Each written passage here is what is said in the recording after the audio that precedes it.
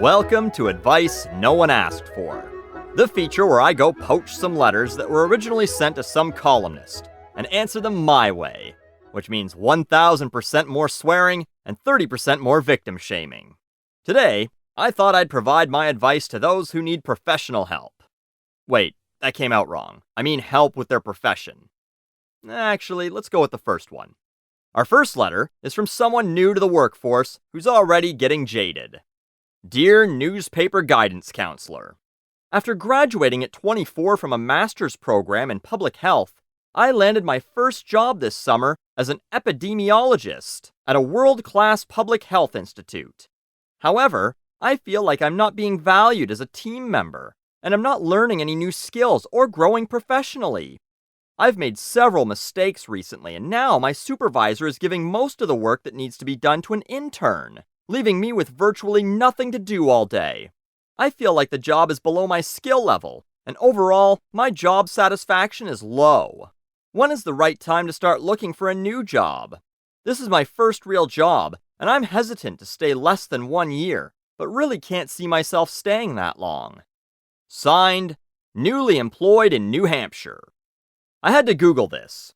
An epidemiologist studies and analyzes patterns, causes, and effects of health and disease conditions in defined populations. So, when everyone stops vaccinating their kids because celebrities told them to, and everyone starts getting measles again, this person will be able to tell you why that happened, even though I just did. Ladies and gentlemen, I am now an epidemiologist. Anywho, you feel like you're not being valued because you're not. For a person who's supposed to be good at analysis, you should have been able to draw that conclusion pretty quickly. You're new to the industry. Oh, you have a master's? You say you work at a world-class public health institute. So, I'm gonna guess everyone else has a master's too. Or, they got PhDs. So you waltzed in and thought, what? You'd be hot shit? You gotta pay your dues. Sit back, do what you're told, shut the fuck up, and learn. You say, I feel like the job is below my skill level. And yet, you admit to making several mistakes. Sounds to me like the job is above your skill level, and that you can't do it. And so your supervisor is like, fuck me. Where's that intern? The one that gets coffee for me. He always gets my order right. Maybe he can do this job without fucking it up. When is the right time to start looking for a new job? About a week before you wrote this letter.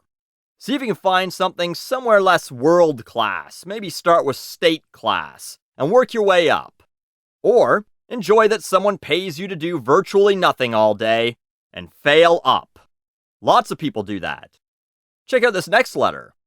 Dear Letter Looker-atter, a coworker and I were recently promoted together to a small team. My new boss began dating the colleague who was promoted with me within 6 weeks of our arrival. That colleague now reports to my boss's boss. However, he is rarely in the office, so my colleague and my boss, her boyfriend, have weekly one-on-ones. I find the situation infuriating. I don't think she is as qualified or performs as well as the rest of our team. I'll bet she performs just fine. She once was assigned a project, but apparently didn't have time to finish it. So her boyfriend, my boss, Jesus Christ with the parentheses, we get it, they're fucking, completed it for her.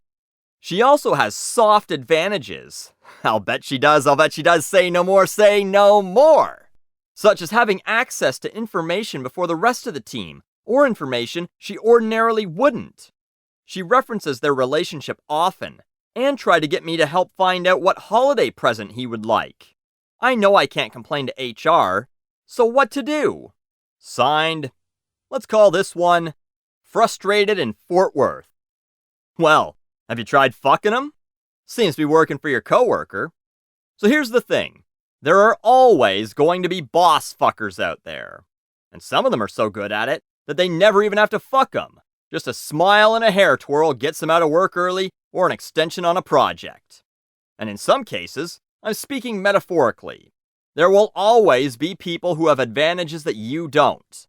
You know how when you were in high school and there was that hot blonde who got some dork to do her homework? Or the jock who bullied someone into letting him cheat off their test? And you thought, Man, when they get into the real world, they'll be fucked.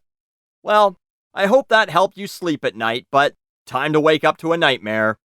They're doing just fucking fine. They work half as hard for as much money as you make, or more. But you can't focus on that shit. You have to worry about you. Do your job, do it well, and know that at the very least, that's all you have to worry about. Because the boss, her boyfriend, he's gonna get fucking sick of that shit quick. She doesn't have time to do her own work, so he does it? Yeah, he's happy to do that right now, because he's all doe-eyed and damp-dicked. But eventually, he'll get resentful. And seeing each other all day at the office, then going home, and there she is, I guarantee you that's going to put a strain on things too, both personally and professionally. And now, not only will she have to actually be good at her job, but also not piss him off during off hours. And then, she's just one sharp fingernail accidentally grazing his dick during a handy away from losing both her boyfriend and her gainful employment. Or you know what? Ignore everything I just said, and fuck the boss's boss. Go over their head while giving head. I'm Buckley, and you're welcome.